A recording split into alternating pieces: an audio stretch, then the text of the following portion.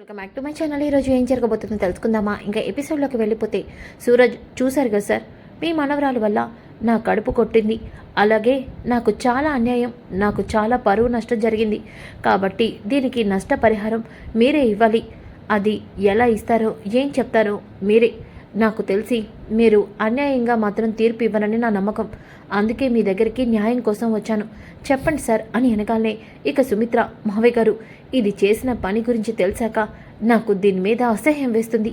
ఛీ, ఎప్పుడు చూసినా దీనివల్ల చెడ్డ పేరే తప్ప ఏ రోజు కూడా ఈ ఇంటికి జోష్న గురించి మంచిగా ఒక్కరు కూడా చెప్పట్లేదు అని వెనకాలనే ఇక జోష్న, అది కాదు మమ్మీ, ఏది కాదే, నువ్వు చేసిందంతా నిజమే కదా, కంటికి కట్టినట్టు కనిపిస్తూ ఉంటే ఇంకా ఏం చెప్పాలని చూస్తున్నావు అని వెనకాలనే పారిజాతం, అది కాదు సుమిత్ర, అంటే అంతకుముందు జరిగిన దాన్ని చూస్తూ ఉంటే అత్తయ్య గారు మీరు దీన్ని వెనకేసుకురావద్దు, అయినా మీరు ఈ మధ్య దీని విషయంలో కఠినంగా ఉన్నారు కదా, మళ్ళీ ఇప్పుడేంటి ఇలా మాట్లాడుతున్నారు, చెప్పండి అత్తయ్య గారు అని వెనకాలనే, బాబోయ్ ఇప్పుడు గట్టిగా లాగితే డొంకంతా కదిలినట్టు నేను దొరికిపోతాను అని చెప్పేసి, లేదులే సుమిత్ర, జోష్న చేసిందే తప్పు, నేను కూడా అదే అంటున్నాను అని వెనకాలనే దశరథ, నాన్న చూస్తూ ఉంటే జోష్న వల్ల సూరజ్కి చాలా అన్యాయం జరిగిందని అనిపిస్తుంది, కాబట్టి సూరజ్కి తగిన న్యాయం మీరే చేయాలి అని వెనకాలనే ఇక శివనారాయణ, చూడు బాబు, నిన్ను చూస్తుంటే పరువు ప్రతిష్టలు గలవాళ్ళ కనిపిస్తున్నావు, అలాగే నువ్వేం చదువుకున్నావు అని వెనగాలే సూరజ్ తను ఫారెన్లో హోటల్ మేనేజ్మెంట్ చేశానని, అలాగే నా సొంత కాళ్ళ మీద నేను నిలబడాలని సొంతంగా నేను హెల్తీ స్టాల్ని ఓపెన్ చేశాను, అలాగే ఒకరి కింద పనిచేయడం నాకు ఇష్టం ఉండదు, అందుకనే నా సొంతంగా నేను స్టాల్ని పెట్టుకున్నాను అని చెప్పేసి అంటాడు. నిన్ను చూస్తుంటేనే అర్థమవుతుంది బాబు, జోష్న చేసిన పనికి ఇంకెవరైనా అయితే దీని విషయాన్ని పోలీసులకి చెప్పి జోష్న మీద కంప్లైంట్ వేసి నష్టపరిహారాన్ని తీసుకుంటారు, కానీ నువ్వు ఆ పని చేయలేదు. కుటుంబ పెద్దగా నా దగ్గరికి వచ్చి నా మనవరాలు చేసిన తప్పు గురించి వివరంగా నాకు చెప్పావు, కాబట్టి ఈ సమస్యకి తగిన పరిష్కారం ఒక్కటే, అదేంటంటే నా మనవడే చెప్తాడు అని వెనకాలనే కార్తీక్, తాత నేనా? అవునరా, నువ్వైతేనే కరెక్ట్గా చెప్తావు, ఎటువైపు న్యాయం ఉందో వాళ్ళకే న్యాయం జరిగేలా చేస్తావు అని వెనకాలనే పారిజాతం, అయితే దీని పని అయిపోయిందిలే అని చెప్పేసి అనుకుంటుంది. ఇక కార్తీక్, తాత సూరజు పెట్టిన స్టాలు జోష్న వల్లే నేలపాలైంది, కాబట్టి పెద్ద మేడమే మళ్ళీ ఆ స్టాల్ని ఓపెన్ చేయాలి, సూరజ్ పరువు ఏ వీధిలో అయితే పోయిందో ఆ వీధిలో మళ్ళీ జనాలు వచ్చి అక్కడ జ్యూసులు తాగేలా చేయాలి, సూరజ్ వ్యాపారం మళ్ళీ కొనసాగేలా చేయాలి, అప్పుడే సూరజ్కి మనం న్యాయం చేసినట్టు అవుతుంది అని వెనకాలనే సూరజ్, థ్యాంక్స్ బ్రో, చాలా బాగా చెప్పావు అని వెనకాలనే, అవును కార్తీక్, నువ్వు చెప్పింది నిజమే, కానీ అది ఎలా జరుగుతుంది తాత, ఎందుకంటే మన పెద్ద మేడం మిస్ హైదరాబాదు రోడ్డు మీద స్టాల్లో జ్యూసులు చేసి ఇస్తూ ఉంటే జనాలు ఎగబడి అక్కడికి వస్తారు, అంతేకాదు గిరాకీ కూడా పెరుగుతుంది, అలాగే సోషల్ మీడియాలో పెద్ద మేడం గురించి వెళ్ళిన నెగటివిటీ అంతా పాజిటివిటీగా మారుతుంది, సూరజ్ విషయంలో మిస్ హైదరాబాద్ హెల్ప్ చేసిందని నలుగురు చెప్పుకుంటారు, ఇంటికి గౌరవం కూడా వస్తుంది, సోషల్ మీడియాలో ఎలాగో జోష్న పరువంతా పోయింది కాబట్టి ఇలా చేయడం వల్ల అందరూ కూడా జోష్న గురించి గొప్పగా చెప్పుకుంటారు, కుటుంబం పరువు కూడా నిలబడుతుంది, సూరజ్కి మనం హెల్ప్ చేసినట్టు కూడా అవుతుంది, అలాగే జోష్న చేసిన తప్పుకి తనకి శిక్ష కూడా పడుతుంది అని వెనకాలనే, నాకు ఇది నచ్చలేదు, నేను చీప్గా రోడ్డు మీద ఫుట్పాత్ మీద జ్యూస్ చేసి అమ్మాలా, నేను దీనికి ఒప్పుకోను వెనకాలనే ఒక్కసారిగా ఇక జోష్న, నాకైతే నచ్చలేదు, ఆఫ్టర్ ఆల్ ఈ సూరజ్ కోసం నేను రోడ్ మీద ఫుట్పాత్ మీద జ్యూస్ అమ్మాలా, నేను దీనికి ఒప్పుకోను, నాకు ఇది ఇష్టం లేదు, నాకు నచ్చలేదు అని వెనకాలనే, పెద్ద మేడం మీకు నచ్చిందా, ఇష్టమా అని ఎవరు అడిగారు పెద్ద మేడం అని అంటాడు. దాంతో శివనారాయణ, అవును ఇది నాకు నచ్చింది, కార్తీక్ చెప్పిన పని నువ్వు చేయాల్సిందే, నువ్వు చేసిన తప్పుకి నీకు శిక్ష పడాల్సిందే, తాత ఇంకేమీ మాట్లాడదు, ఇంకేదైనా మాట్లాడితే ఇక నేను నీతోనే స్టాల్స్ పెట్టించి మన రెస్టారెంట్ని కూడా ఇలాగ చేయిస్తాను, తాత మరి సూరజ్ రెస్టారెంట్ డెవలప్ అయ్యే వరకు నువ్వు ఆ ఫుట్పాత్ మీద జ్యూస్లు అమ్మాల్సిందే, తాత నువ్వేం చేస్తావో నాకు తెలీదు, సీఈఓగా నీకు 15 రోజులు గడువిచ్చాను, ఆ రోజుల్లోపు నువ్వు సూరజ్కి హెల్ప్ చేయాలి, అలాగే ఈ పోటీలో కూడా గెలవాలి, గుర్తుపెట్టుకో అని చెప్పేసి శివనారాయణ, సూరజ్ నీకు నేను చేసింది కరెక్టే అనిపిస్తుంది కదా సార్, నాకు మీరు చెప్పిన న్యాయం బాగా నచ్చింది. రేపే నేను స్టాల్ని స్టార్ట్ చేస్తాను. జ్యోత్స్నని కూడా అక్కడికి బ్రో నువ్వే తీసుకొని రావాలి. బాయ్ జ్యోత్స్న అని చెప్పేసి సూరజ్ అక్కడి నుంచి వెళ్ళిపోతూ ఉంటే, బ్రో ఒక్క నిమిషం అని వెనకాలనే, ఏమైంది బ్రో? అమ్మా మాస్టర్ని ఆ రోజు టైంకి ఒక అతను తీసుకెళ్లి హాస్పిటల్లో జాయిన్ చేయించాడని చెప్పానే, ఇతనే అని వెనకాలనే ఒక్కసారిగా కాంచన ఏంట్రా నువ్వంటుంది? బాబు నువ్వేనా ఆ పని చేసింది? నేను ప్రతిరోజు కూడా నీ గురించి తలుచుకొనే ఉంటాను బాబు, కానీ నువ్వు ఇలా ఎదురుపడతావని అసలు ఊహించలేదు అని వెనకాలనే ఇక అక్కడున్న శివనారాయణ, ఏంట్రా కార్తీక్ నువ్వంటుంది? అవును తాత, ఆ రోజు మాస్టర్ని హాస్పిటల్లో జాయిన్ చేసింది ఇతనే కనుక టైంకి హాస్పిటల్లో జాయిన్ చేయించకపోతే మాస్టర్ పరిస్థితి చెప్పాల్సిన అవసరమే ఉండేది కాదు అని వెనకాలనే అందరూ కూడా సూరజ్కి థ్యాంక్స్ చెప్తారు. ఇక సుమిత్ర, కార్తీక్ ఈ విషయం జ్యోత్స్నకి తెలుసత్తా, ఆ రోజు నేను సూరజ్ మీద కంప్లైంట్ ఇచ్చినప్పుడు దీని గురించి చెప్పాను కూడా, నేను మాట్లాడుతున్నా కూడా జ్యోత్స్న పట్టించుకోలేదు అని వెనకాలనే ఇక పారిజాతం, ఓసే పాపిష్టిదానా నీ గొయ్యని నువ్వే తవ్వుకుంటావే ఎప్పుడు చూసినా అని చెప్పేసి అనుకుంటుంది. ఇంకా ఒక పక్కన సూరజ్, నేను చేయాల్సింది చేశాను, అంతేగాని ఏదో గొప్పగా ఆశించి మాత్రం ఈ పని చేయలేదు, వస్తానండి అని చెప్పేసి సూరజ్ అక్కడి నుంచి వెళ్తూ టైము అలాగే వీధి పేరు చెప్తాడు. దాంతో జ్యోత్స్న గుర్తుందిలే అని చెప్పేసి అంటుంది. ఇక కార్తీక్ అలాగే లోపలికి వెళ్తూ ఉంటే శివనారాయణ, ఒరే కార్తీక్ నువ్వు ఇంట్లో ఉండగా ఆ ఇల్లు బృందావనమేరా అని చెప్పేసి అంటాడు. ఇంకా ఒక పక్కన దీప అయితే, బావా ఈ జ్యోత్స్న మారుతుంది మరదలా, ఈ జ్యోత్స్న తిక్క కుదిర్చేవాడు ఎక్కడో పుట్టే ఉంటాడన్నానా, వాడు ఈ సూరజే. ఏంటి బావ నువ్వంటుంది? చూసావుగా జ్యోత్స్న చేసిన తప్పుని సూరజ్ ఇంట్లో వాళ్ళతో చెప్పి ఎలా సరిదిద్దిస్తున్నాడో, కాబట్టి జ్యోత్స్నకి సరిజోడి ఈ సూరజే. వీడితో జ్యోత్స్న పెళ్లి చేస్తే ఇక ఏ ప్రాబ్లం ఉండదు, మనం హ్యాపీగా ఉండొచ్చు.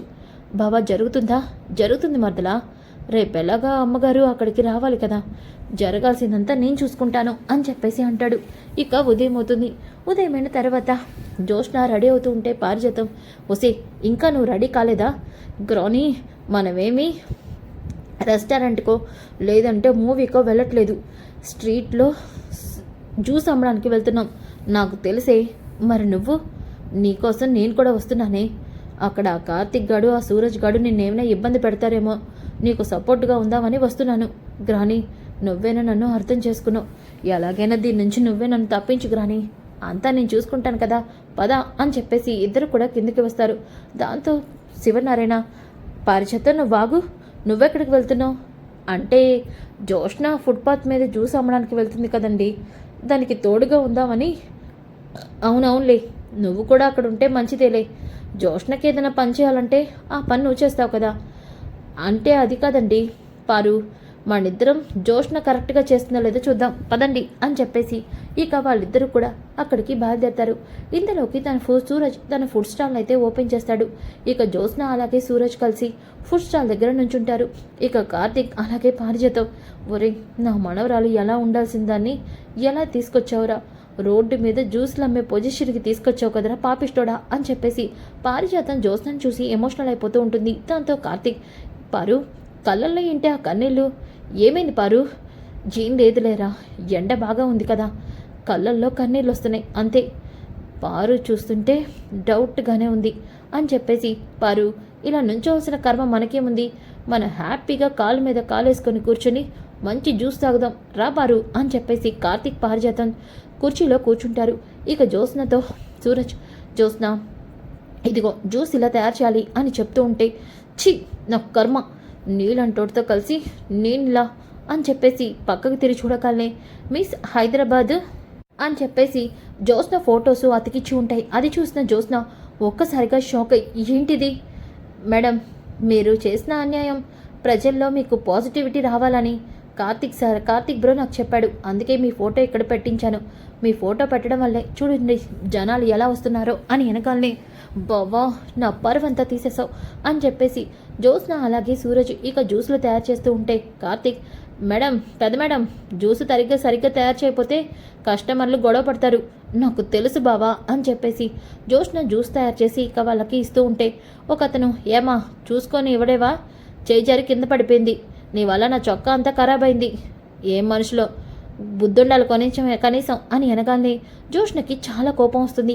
ఇంకా ఒక పక్కన కార్తీక్ అయితే అది చూసి ఎంజాయ్ చేస్తూ ఉంటే పారిజాతం నా మనవరాలకి ఎంత కర్మ పట్టిందో అని చెప్పేసి అనుకుంటుంది.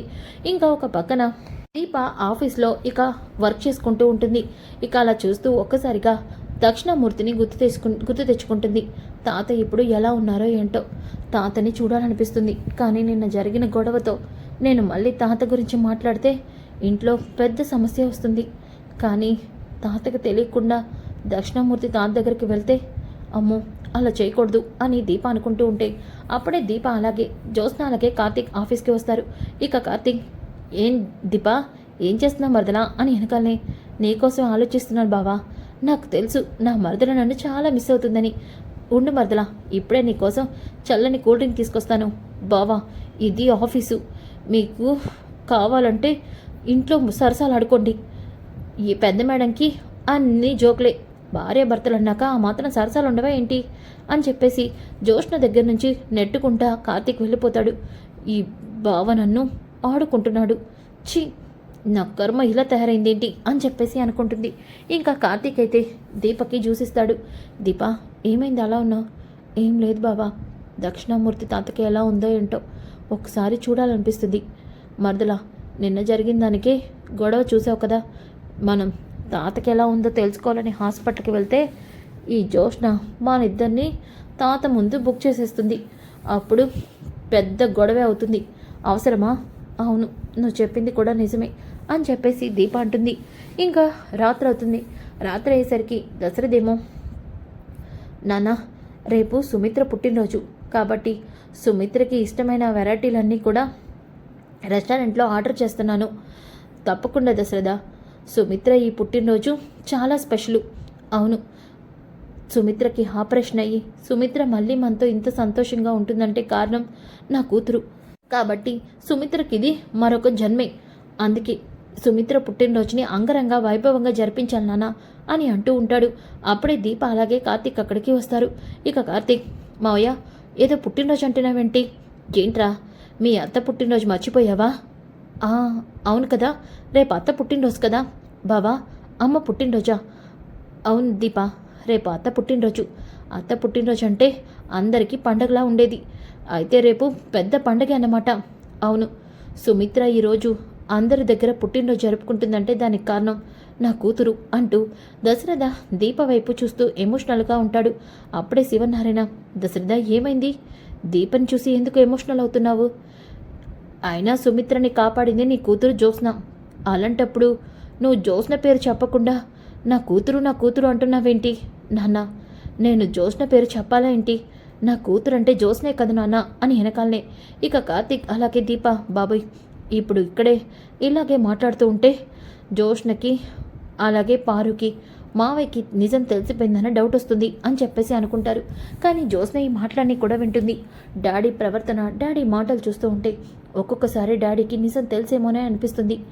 ఏదేమైనప్పటికీ రేపు మమ్మీ బర్త్డేకి మమ్మీకి నేను స్పెషల్ గిఫ్ట్ ఇవ్వాలి, మమ్మీని ఎలాగైనా మళ్ళీ నా వైపు తిప్పుకోవాలి అని చెప్పేసి అనుకుంటుంది. ఇక ఉదయం అవుతుంది. సుమిత్ర బర్త్డే కోసం దీపా కార్తీక్ రాత్రంతా నిద్రపోకుండా సుమిత్రకి అందంగా బ్యాలెన్స్ డెకరేట్ చేసి ఇల్లంతా కూడా చాలా అందంగా డెకరేట్ చేస్తారు. అప్పుడే సుమిత్ర కిందకి వస్తుంది. పుట్టినరోజు శుభాకాంక్షలమ్మ అని చెప్పేసి సుమిత్రని దీప విష్ చేస్తుంది. దీప, పుట్టినరోజు నాడు మొదటిసారిగా నన్ను విష్ చేసింది నువ్వే, నాకు చాలా ఆనందంగా ఉంది. అత్త, అంతేకాదు రాత్రంతా నిద్రపోకుండా నీ కూతురు నీ కోసం ఎలా డెకరేషన్ చేయించిందో చూడు అని వెనకాలని ఏంటా నువ్వంటుంది. జ్యోత్స్న నా కోసం ఇదంతా చేయించిందా అంటే అత్త అది దీప చేయించింది. దీప కూడా నీకు కూతురు లాంటిదే కదత్త అని వెనకాలనే దీప, ఎందుకు నేనంటే నీకు అంత ప్రేమ? ఎందుకంటే నువ్వే నా కన్న తల్లివమ్మా అని దీప మనసులో అనుకుంటుంది. అప్పుడే ఇంకా పారిజాతం, ఓసే పాపిష్టిదానా, చూడు ఆ దీప ఉదయాన్నే లేచి మీ అమ్మ కోసం ఇల్లంతా ఎలా డెకరేట్ చేయించిందో. ఇక నువ్వు మీ అమ్మకి ఏదో గిఫ్ట్ ఇస్తానన్నావు, మార్కులన్నీ అదే కొట్టేస్తుంది. గ్రాని దీప ఎన్ని చేసినా మమ్మీ ఓవరాల్గా నన్నే అందరి ముందు పొగుడుతుంది, చూస్తూ ఉండు అని చెప్పేసి అంటుంది. ఇక ఒక పక్కన సుమిత్రకి కేక్ అది రెడీ చేసి ఉంచుతారు. అందరూ కూడా హాల్లోకి వస్తారు. మమ్మీ హ్యాపీ బర్త్డే, నీకోసం నేను ఇచ్చే ఒక స్పెషల్ గిఫ్ట్ అని చెప్పేసి ఒక డైమండ్ నెక్లెస్ని ఇస్తుంది. జ్యోత్స్న, ఈ నెక్లెస్ చాలా బాగుంది మమ్మీ, ఈ నెక్లెస్ నువ్వు పెట్టుకుంటే ఇంకా బాగుంటావు అని సుమిత్ర మెడలో నెక్లెస్ వేస్తుంది. ఇక పారిచేతం, సుమిత్ర ఈరోజు నువ్వు ఈ పుట్టినరోజు జరుపుకుంటున్నావంటే దానికి కారణం నీ కూతురు జ్యోత్స్నే కదా. జ్యోత్స్నే కనుక బోన్ మ్యారో ఇవ్వకపోతే ఈరోజు నువ్వు మా అందరి ముందు ప్రాణాలతో ఉండేదానివే కాదు, ఈ పాటికి నువ్వు చచ్చిపోయేదానివి అని వెనకాలనే ఒక్కసారిగా దశరథ, పిన్ని ఏంటా మాటలు, ఎప్పుడు ఏం మాట్లాడాలో కూడా నీకు తెలియదు. పారిచేతం, నోరు తెరిస్తే అపశకరం మాటలు వస్తాయి నీ నోట్లో. అది కాదండి, నేనేమైనా తప్పుగా మాట్లాడానా? లేదత్తయ్య గారు, మీరు అన్నది నిజమే. నా కూతురు జ్యోత్స్న లేకపోయి ఉంటే ఈరోజు నేను ఇలా ప్రాణాలతో ఉండేదాన్నే కాదు, ఇలా మీ అందరితో నా పుట్టినరోజు జరుపుకునేదాన్నే కాదు. నా కూతురు నాకు పునర్జన్మని ఇచ్చింది, నా కూతురు నాకు మరో అమ్మ. అవును అని చెప్పేసి జ్యోత్స్నని దగ్గర తీసుకొని సుమిత్ర ఎమోషనల్ అవుతూ ఉంటాయి.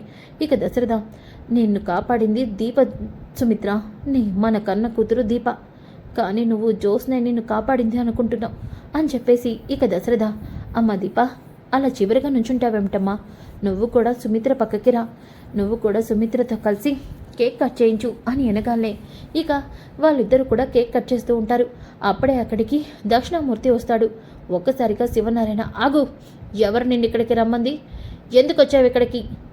చూడు శివనారాయణ, ఈరోజు నా కూతురి పుట్టినరోజు, అందుకే నా కూతురికి ప్రేమగా కేక్ తినిపించి ఈ అక్షింతలు వేద్దామని వచ్చాను అని వెనకాలనే, ఎవరి మీద ఎవరు అక్షింతలు వేస్తారు, మర్యాదగా ఇక్కడి నుంచి వెళ్ళు. చూడు శివనారాయణ, నువ్వేం చేసినా ఈరోజు నా కూతురి మీద నేను అక్షింతలు వేసే వెళ్తాను అని చెప్పేసి దక్షిణామూర్తి అక్షింతలు తీసుకొని సుమిత్ర మీద వేయబోతూ ఉంటే శివనారాయణ ఒక్కసారిగా నెట్టేస్తాడు. అలా నెట్టేయడంతో దక్షిణామూర్తి చేతిలోని అక్షింతలు సుమిత్ర మీద పడతాయి. ఇక దక్షిణామూర్తి, చూసావా శివనారాయణ, నా కూతురి ఆశకి నా ఆశీర్వాదం దక్కింది, నువ్వు వద్దన్నా నా చేతిలోని అక్షింతలు నా కూతురి మీద పడ్డాయి అని వెనకాలే ఇక సుమిత్ర, చెప్పు నాన్న, ఇప్పుడు మరి అక్షింతలు వేసి ఏం ఆశీర్వదించావు? నీ కూతురు చచ్చిపోవాలనా? నీ కూతురు నీ కళ్ళ ముందు ఉండకూడదనా? అమ్మా సుమిత్ర, లేకపోతే ఎందుకు ఇక్కడికి వచ్చావు? నాకు తద్దినం పెట్టావుగా, మరి ఏ మొహం పెట్టుకుని ఇక్కడికి వచ్చావు? ఎందుకు మమ్మల్ని ఇలా ఇబ్బంది పెడుతున్నావు? ఎందుకు మా మనోభావాలతో ఆడుకుంటున్నావు? చెప్పు. నా కంటికి నువ్వు కనిపించిందని చెప్తున్నా ఎందుకు పదే పదే కనిపించి ఇలా నన్ను ఇబ్బంది పెడుతున్నావు? చెప్పు అని వెనకాలనే, అమ్మ సుమిత్ర, ఇంకా ఏంటి నీతో మాటలు, ఇక్కడి నుంచి పోరా అని శివనారాయణ అంటాడు. ఇక దక్షిణామూర్తి, వెళ్తున్నానమ్మా, ఈ తండ్రి చేసిన తప్పుని తెలుసుకున్నాడు, తప్పుని సరిదిద్దుకోవడానికి ఒక్క అవకాశం అడుగుతున్నాడు, కానీ ఆ అవకాశం నా కూతురు ఇచ్చే వరకు నాకు చావు ఇవ్వడేమో ఆ భగవంతుడు, ఇవ్వడేమో అని దక్షిణామూర్తి ఏడుస్తూ అక్కడి నుంచి వెళ్ళిపోతాడు. సో ఫ్రెండ్స్, అప్కమింగ్ ఎపిసోడ్ చాలా ఇంట్రెస్టింగ్గా ఉంటుంది. డోంట్ మిస్ ఈ వీడియో. నచ్చితే లైక్ చేయండి, షేర్ చేయండి. Thanks for watching. Welcome back to my channel. ఈరోజు ఏం జరగబోతుందో తెలుసుకుందామా? ఇంకా ఎపిసోడ్లోకి వెళ్ళిపోతే సూరజ్